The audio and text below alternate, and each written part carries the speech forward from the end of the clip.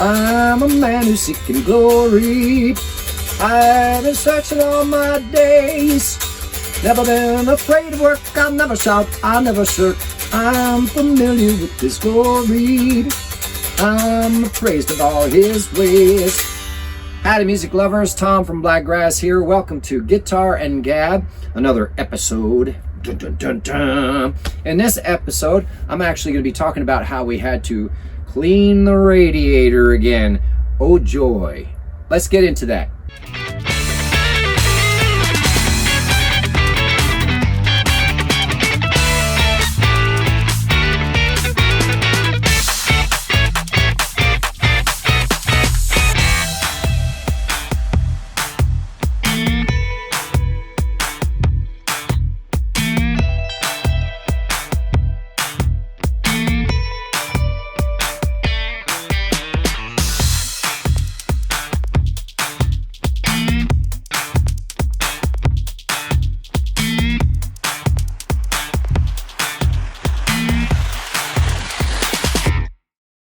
Howdy, music lovers. Tom from Blakgraz. So here's what we got going on. We had another As the Wheels Turn on Rufus. Not near so severe as some other events that have occurred with Rufus. And it was actually, I was very proud of us how we handled this one. We were calm about it. Just the other night, we were driving from a place we were staying to another place to get some errands done. We were running to the grocery store or something like that. And on the way, the engine temperature light came on, and I thought, okay, we just got we just fixed something else too. What was it? The tire issue. Right, we had just that we thought was an issue. That we thought it was an issue. The tire was fine. It was just the stem. We needed a proper cap and to take that extension off. But that caused the squeaky wheel to no longer be squeaky. Well, that is something we have noticed, is that the squeaky wheel has stopped being squeaky. So thank you, Nestor. So basically, instead of freaking out like we used to, I looked at it and I told Martha, and we thought about it as we were driving. And of course, if you know anything about engines, when an engine starts to overheat, you never ever want to turn it off right away, right? So I finished it. It came on as we were pulling into the grocery store where we were going. So I finished parking, got into the parking spot, and just let it idle to try and see if the engine temperature would come down. Now, if you do turn it off while it's up super hot, there is a very strong possibility that your engine will seize, and then you're buying a new engine. Well, we can't afford that, and I don't want to do that. So I waited, and sure enough, the engine temperature started coming down. So it must have been because I was on the highway and running the higher RPMs that the engine got overheated. It wasn't able to cool down enough. Now, the reason that's important is because what that tells me is it probably wasn't the water pump, right? It probably wasn't a hose getting crimped or leaking, right? Because when I got out and I parked, I walked around and I didn't see any antifreeze on the ground. I didn't see any fluids on the ground. Everything looked fine. I looked at the hoses, opened under the bed and looked into the engine compartment. That all looked fine. And the belts were running, the fan was running. I could feel air coming, but he was running hot. He was running really hot. And that's one of the things about all these times. Every time I move him, I do a walk around, is what I call it. I do two of them. The first walk around to get him ready to light him up. And then once he's warmed up and the jacks are up, I walk around again to make sure all the jacks came up, that nothing else is weird, that, you know, the temperature coming out of the tailpipe and the air coming off of the back end from the engine is about right. I'm feeling air from the engine. So I noticed when I was standing there walking around with him overheated, I'm like, wow, I can feel the difference in the heat from what normally comes over the radiator. So I watched him come back down from, overheated to back down to around normal, just idling in the parking lot. So I'm like, okay, so this is manageable. So we grocery shopped, we ate something, we waited for him to cool down, and then we finished going to where we were going to stay for the night. And what we decided was, I already had a degreaser that I had bought from before that I meant to use on the radiator for the next time anyway. So we went to a car wash and we backed into the bay. So the bay was actually tall enough we could have gone in more. Self-service, yeah. It was a self-service bay where you can spray down your car, right? It was pretty busy too. They were really busy. So everybody's kind of looking at us funny. We pull in with Rufus, this big monstrosity pulling into these, you know, these little bays, but they were tall enough. I could fit it in. But I pulled in backwards so that the engine could be, I could hit it with the power wash from the self-serve car wash. So what we decided to do was to use the degreaser on the inside part of the radiator and spread it around and kind of brush it with the brush that I had bought from before, from the second time we cleaned him. So that's one of the things about a pusher diesel. All that stuff from the wheels getting stirred up on the road gets caught up underneath in the engine compartment often. That's why the engine compartment gets so dirty, and then can potentially get caught on the radiator. So it's something you have to kind of keep an eye on. We have learned that the hard way. Several times, actually. Well, this is our third time cleaning it. Yeah. The first time actually was someplace, I think it was like Kentucky or Alabama or somewhere, and he went up to 200 and some degrees, and I'm like, oh my gosh, this is not right. We got to stop. We actually went to a Napa and bought stuff to spray on and a wire brush, because it was so thick that it was like a half inch or quarter inch of carbon buildup. Now, part of the reason that was so bad was because at that time, the muffler was leaking into the engine compartment too. So all that carbon from the diesel fuel was getting pulled up into the radiator. And we had just gotten Rufus not too long prior to that, so we didn't know to look for this kind of stuff. Didn't even know, right? Didn't even know. And once we realized that, you know, there's no sunlight coming through the radiator, that means there's no air coming through either, and it's not cooling off. It starts to, that carbon buildup starts to act like a blanket. Like you're putting a blanket over your engine to try and keep heat in. No, that's not what a radiator's for. It's supposed to get rid of the heat. Okay, anyway, so the first time I didn't know you shouldn't use a wire brush, but I had to because it was so thick and hard. Now, fortunately, I didn't poke any holes in the radiator and it's not leaking. So I won't be doing that again. So I finally bought a plastic brush, like a plastic bristle brush. So it was much softer. Like a kitchen brush type of thing. Like a kitchen one. And I was able to do that. Now, the only thing that makes it tricky is the big fan has a baffle around it, so that the fan, you have to reach through the blades to get to the radiator to clean it off. That also means if you're going to spray degreaser on it, you've got to reach in with the can and spray. Now, don't drop it, because it's almost impossible to reach down far enough to grab anything out of the fan. What in the world was that? I don't know. He's not even on. No. No keys, no nothing. Was something vibrating? It was something over here made noise. As It wasn't the up wheels here. turned. I don't.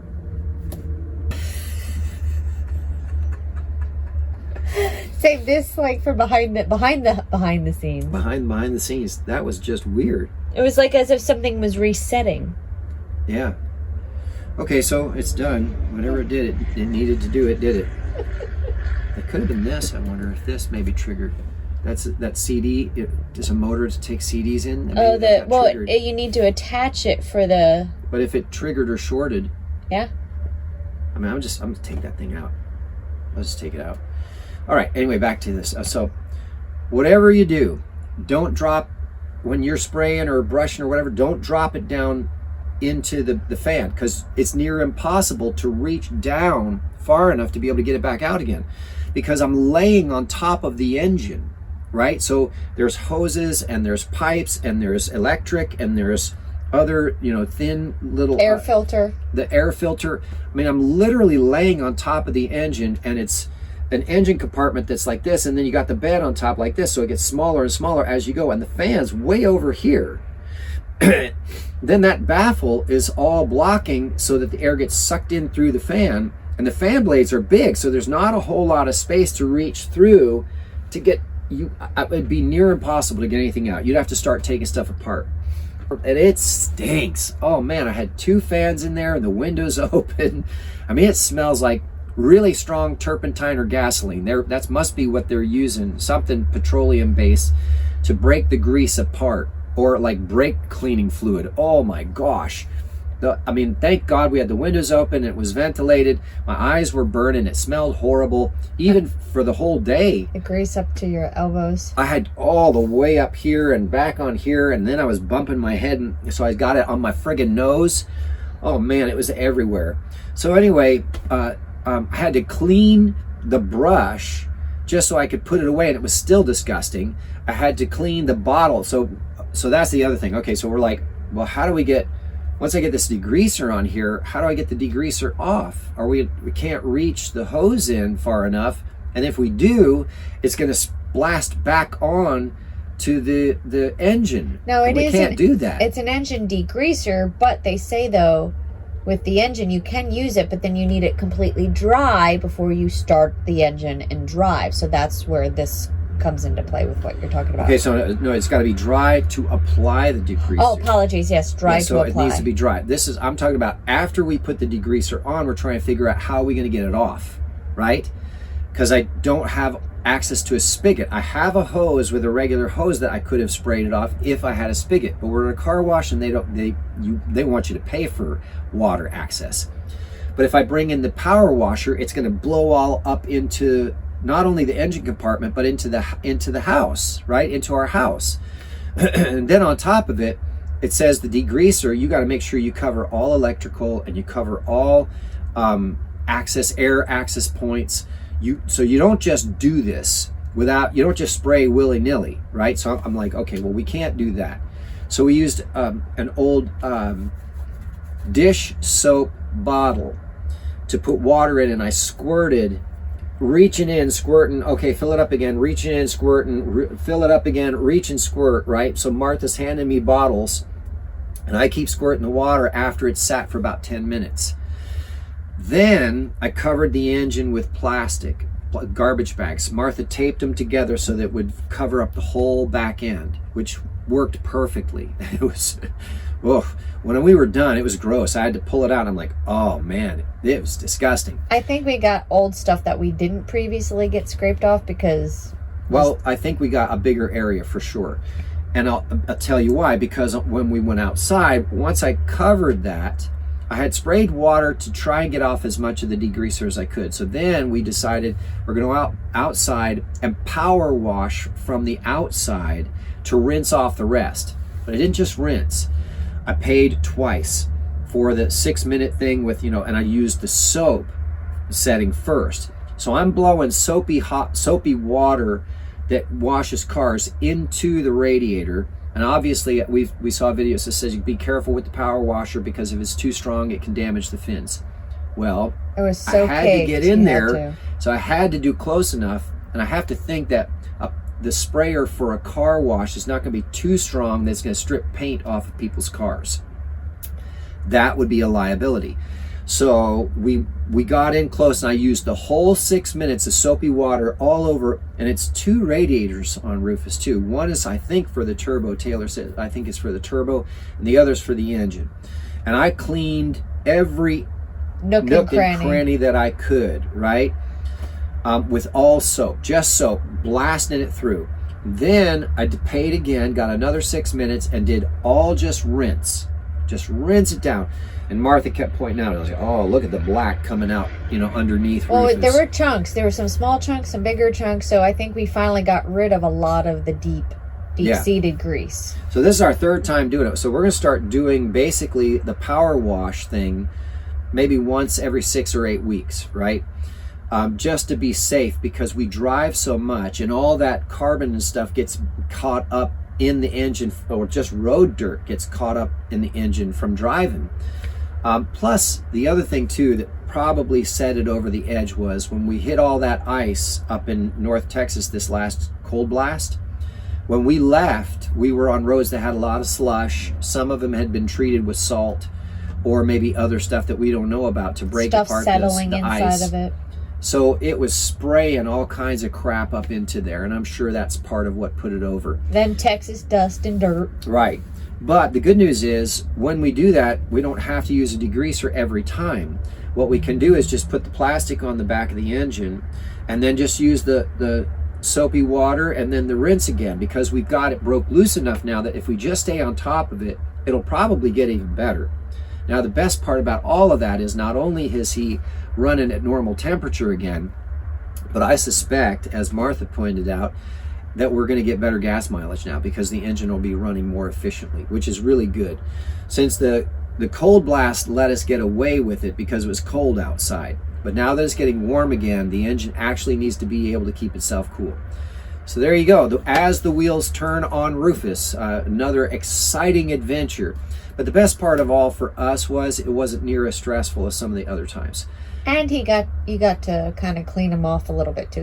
You cleaned the back end, and then I pulled him forward to the other bay so you can clean off the front and the front sides. And that's actually a big deal because he was so dirty from all the crud from the ice, driving in the ice and slush, that I was having trouble getting some of the locks open because the dirt was getting caught up into the locks. The rock salt even, too. The rock salt, whatever it was. So I sprayed off the back, and then she pulled forward, and I sprayed off the front. And then when we got over to storage, I went through all the locks with WD-40 and sprayed everything down so they're all working smooth again. And that's a big deal. You know, you need to get to the propane to shut it off real fast. You don't want that to get jammed, right? Or even just you're trying to load and you're in a hurry and you can't seem to get the dang thing open, right? Or it won't shut properly. But we have a switch now for propane that works. Well, that's for the generator. Yeah, that's a different one. I know, I'm just kidding. So we did that one. That was cool. By the way, that switch for the propane generator is awesome. So, all right, so there you have it, everybody. Thanks for tuning in to Guitar N Gab and As the Wheels Turn on Rufus. I'm Tom from Blakgraz. Please do us a huge favor if you like this. Please definitely like and subscribe. Check out our links down below. We've got CDs for sale and merch for sale online. Every time somebody makes a purchase, every time someone listens to a song, every time someone watches one of these videos, it helps keep Gas and Rufus. It helps us keep him duct taped together to get down the road to another show, right? So also don't forget, at shows we have actually handmade merch, t-shirts, as well as emotional support beverage koozies. And even more important, I would love to shake your hand and thank you for everything that you're doing to help keep us rolling down the road. All right, y'all, see you on the next one.